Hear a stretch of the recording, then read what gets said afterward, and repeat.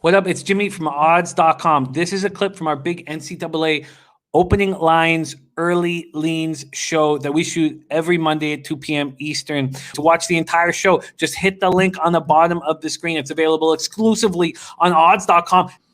Well, let's move on to the final game on the Thursday-Friday card. That's at 9:30 p.m. Boise State Broncos 4-1, 4-0 in the Mountain West at UNLV. Running Rebels 0-5, 0-5 in the Mountain West. Allegiant Stadium, Las Vegas, Nevada.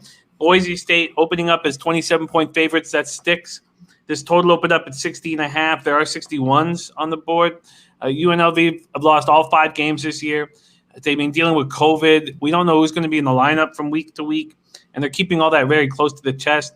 The latest loss was an ugly 45-14 loss at home to Wyoming. They're averaging just 16.6 points per game while allowing 38. Boise State went over to Hawaii, won 40-32. Boise was up 19-3 at the half, 40-17 after 3 before Hawaii scored 2 late touchdowns to cover. It was very irritating. I mean, I had them first half a full game, but still there was some questionable refereeing, and to not get that cover was disappointing. But then we just saw Hawaii look quite good against Nevada, so maybe that says more about Boise State than I first thought.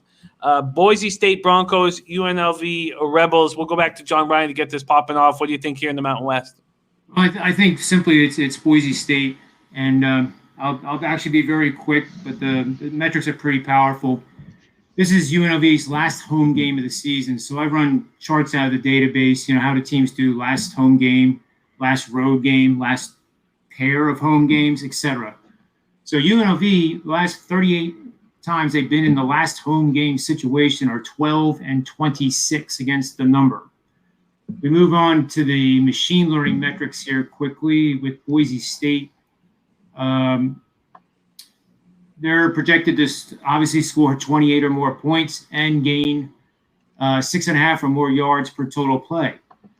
When they score more than 28, the last 3 years, they're 16-4. When they gain 6.5 or more total yards per play, they're 10-1. So, I don't like saying the words "lay the wood," Jimmy, as you know, but I think 27 is the lumberyard, but it's probably warranted. Yeah, I can understand why. I mean, there's been absolutely nothing to be hopeful for in the UNLV Rebels season. I know we've been going in order, and so we will stick to that order and move to Nolly Knows next. Nolly, UNLV Rebels at home versus Boise State. Anything for you here? It's a tricky game. That UNLV game against Wyoming, it seemed in the second half that UNLV kind of just gave up. They went for it on a 4th down, didn't get it, and from there just kind of collapsed. Turnovers, not stopping anything.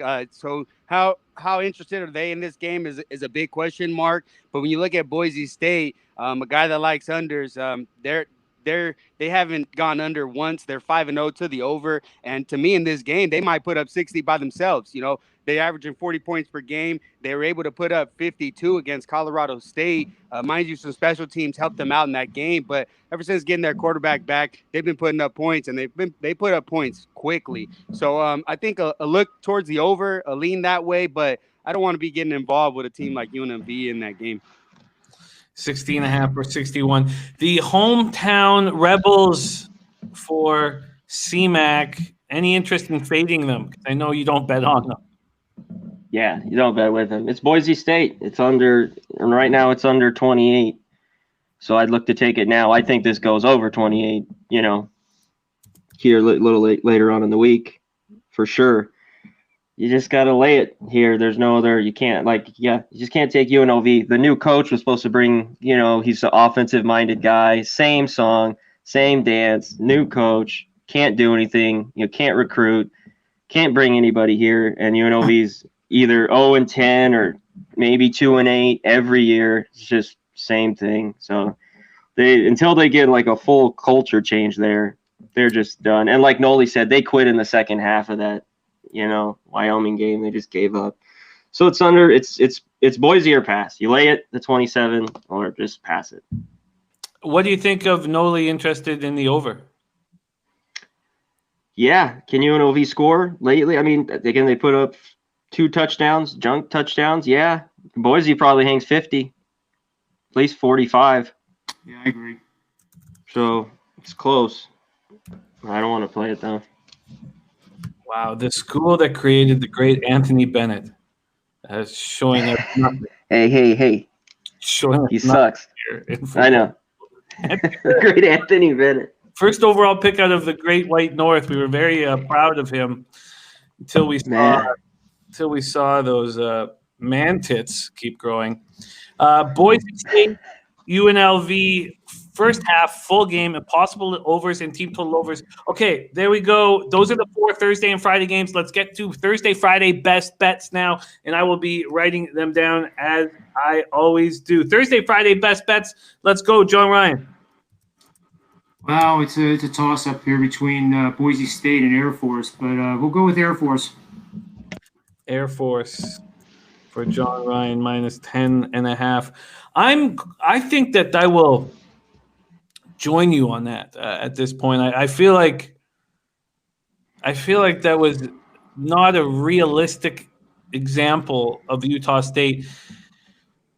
I'm going to study it more and hear what they're saying with comments and stuff out of the locker room, but it just doesn't feel like it. I would be shocked if we saw Andrew Peasley do that again. Let's go to Nolly Knows, Thursday, Friday best bets. Yeah, sticking to that same game. It could be Air Force, Utah State under 51.5, or whatever's available now. Utah State under. And Connor Mack, best bets on Friday, Saturday. I'm gonna let you know later. It's either Boise State or La Tech. I'll know here in just a couple hours. Boise State. I might lay Boise first half. I just want to dig into both those a little bit deeper. I'll have it here. Okay.